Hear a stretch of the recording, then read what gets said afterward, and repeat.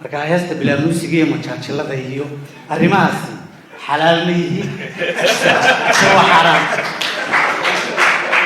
marka durbaanada waaweyn la garaaco laga damdamsiyo kii Maxamed berigi hore uu garaaci jiray waxa laga yaabaa ilmaha yar inuu jaaso hortaada taagan su'aasheeda ugu horeysa dadka reer Soomaaliland shaqtir baan weydiinayaa dadka reer Soomaaliland 6 milyan iyo dheeraadka waxay ku fahmaan suugaan anigu bariga hore waan heesi jiray heesta waan iska daayay suugaantuna waa gabayga majaajilada iyo gabayga dee la akhriyay majaajilada iyo waxaasay wax ku fahmaan iyo heesta bilaa muusiga marka heesta bilaa muusiga iyo majaajilada iyo arrimahaasi xalaal ma yihiin waa xaraam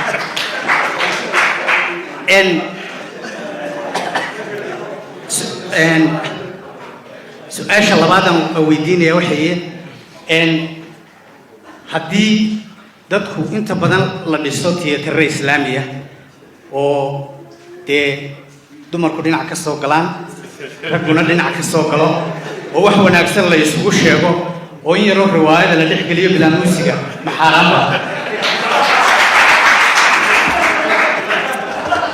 walaalkeen Maxamed oo soo gudbiyay waa ku yara qosasheen laakiin isbalihi fankii wadamada si hayaa waxaynu oran karnaa malaha waa fikrad ka guuxaysay marar badan uu ka dhawaajiyay uu doonayo inuu malaha khayrka ku baahiyo sida wanaagsan baynu cabiraynaa dadku dhalinyarada waayeel mid kasta ha ahaadee qofba xigmadu hayo inuu xaqa ugu heliyo way midbaa gabay soo bandhigaya midbaa majaajilo soo bandhigaya laakiin wax waliba waa inay waafaqsan yihiin sharciga marka shaqada aad soo bandhigayso iyo suugaanta aad samayso intaanad baahin waxa habboon inaad culimada u bandhigto tafsiil baa lagu sameeynaya marka barnaamijka la soo bandhigo wixii laga toosinayo ayaa lagu oran doonaa waxyaabaha laga toosiyo sida caadiga waxyaabaha hagaagsanay waxa kamid ah musiga oo aynu ogsoonahay marka lagu dhufto qofka bani aadamka inuu isdhaqaajiyo waxa laga yaabaa ilmaha yar inuu isruxo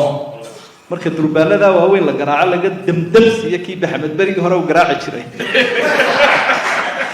waxa laga yaabaa ilmaha yar inuu jaaso hortaada taagan baahida jinsigu dareenka jinsigu dhaqaajiya kaasi waa sababta loo diiday waxa kaloo kamid ah isjajabinta iyo isruxidda qofkii si aan caadi ahayn oo akhlaaqda wuxuu dhimaysa uu isruxayo laakiin hadduu qofku hadal xigmadaysan oo murtiya ama heesa ama gabaya dee qaybaha aynu naqaanay murtida uu soo bandhigo wax dhibi kuma jiro xataa nabigu calayhi salaatu wasalaam wuxuu u fasaxay dumarka oo kale maalmaha arooska waxyaabo yaroo ay isku maaweeliyaan oo heesa ah inay durbaanka u garaacan karaan uu fasaxay rasuulku sala allahu calayhi wasalam marka waxyaabaha akhlaaqiyaadka wuxuu dhimaya dareenka kicinaya kuwa weeye kuwa la diiday laakiin hadalkii xigmadda ahaa dee waa ka maaragtay quraanka ka soo akhriyeynay gabaygii iyo wixii suugaanta ahaana waa la mid qadiyadda in xarumo la sameeyo waa sax weeye